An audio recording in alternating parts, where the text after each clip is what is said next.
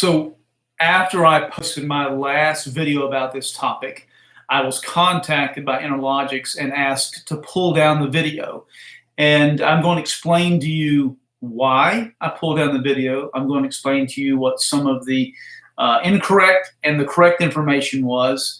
And I think this was a good thing to do, to change this. But I'm going to read something to you that I received from Interlogix, and now the information is out. So when I got the call last Thursday, literally a week ago from about right now, I was not privy to this release or this information. I couldn't even find it on their site. Doesn't mean it wasn't there. It just means I couldn't find it. So here is the information, and I think this will help those of you who have Interlogix UTC or maybe an Ultrasync Hub product. I'm still not happy with the news. I'm not pleased with the fact that there's some things we won't have access to, but the other side of it is Interlogix is not leaving customers hanging, which is good. So when I read this, it's very brief. This should be a short video, but when I read this to you, it should bring some of all of this together. And this really affects mainly those customers who are on the Interlogix Ultrasync Hub. Anyway, I'll read this short email. Dear valued customer, following a thorough review of our security portfolio, we have decided to wind down the Interlogix US and Canada business in order to focus on growth opportunities in our other fire and security businesses. While we may be winding down Interlogix, we are committed to ensuring that our dealers have the products necessary to support their business during this transition. Interlogix expects to manufacture and sell. I'm going to explain this verbally after I finish reading it. Interlogix expects to manufacture and sell products through the end of 2019. We'll continue to provide customer service in the areas of technical support, which is important, product fulfillment, and warranty obligations as prescribed in our warranty policies. Now, I know what the warranty policies are, so that's a little bit vague, but still they are agreeing to continue supporting the product. Dealers will be able to purchase, install, register, and service our products with the complete confidence that we will stand behind you through 2020 and beyond. Now, that's a public release, so that's got to be pretty strong. It says, we are working closely with our distributors to ensure that you have the product necessary for your customers during this transition period. Given our significant installed base, that they're meaning, of course, in Canada and the US, based on what this email says, we anticipate increased demand at this time and will build and fulfill orders in order in which they are received. We value the relationship we have built with you over the years and will continue to communicate with you regularly throughout the wind down process. Should you have any additional questions, please do not hesitate to contact me. Best regards. So here's what I think it's important that everyone know.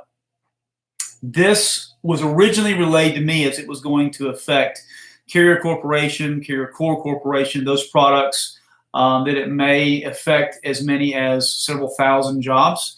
My understanding after having a conversation, as I got contacted about in my last video, is that this really affects about 300 people in North America.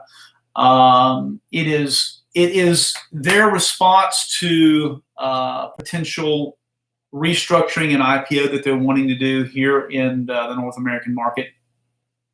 So my biggest concern, because as a dealer, we carry the Interlogix Ultrasync Hub and all the peripherals that go along with it. That's intrusion detection. It's kind of their response to some of the smart app features like the Qualys panel has, and like some of the 2 gig panels have, the alarm.com services, which people are just eating up these days because it's a pretty cool system. It interfaces with Google Home and with Alexa, I believe. And so it's a product that we have a lot in the marketplace. My biggest concern, and my customers, I know when they got this release were going to be concerned, oh my gosh, we don't have any support for this product anymore. If I'm reading this email correctly, and here's why that's important, because the services that are behind the panel do require kind of like a DNS server to be able to register that device on the network and to be able to remotely access that device and assist customers. So if what I'm reading is true and correct, it looks like they are going to continue to stand behind the product. They're going to continue to offer it in other countries. The explanation I got was basically they didn't have time with restructuring in the IPO in order to make this market, this North American market, a part of that restructuring. So am I frustrated the fact that we don't have access to the product? I am, because we have we have, I don't know how many thousands of hours of views on our how-tos for this product online. So that's kind of damaging for us. But the good news is, if you're a customer out there, you are going to continue apparently to have the back-end support you need for this product to run, function, hopefully get updates that we need, because they're going to continue to support this product in other countries. My understanding is there may even be an opportunity to still get the product, but it won't be UL listed like a lot of Americans want. They're looking for UL listed products. But so it's not the devastating news that we thought we had last week. I was really kind of in shock over it.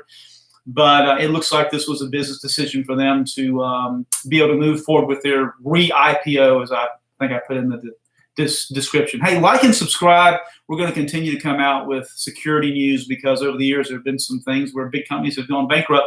This is not the case. This is just part of a restructuring, and hopefully they'll hold true to what I just read, and we can continue to get the updates, the fixes, the patches, and the things that we need to make our panels run properly with our smartphones everybody's so in love with. Y'all have a great day, and I'll put my glasses back on so I can see how to end this stream, because I need to do that. Oh, did I say like and subscribe? I did. I said like and subscribe.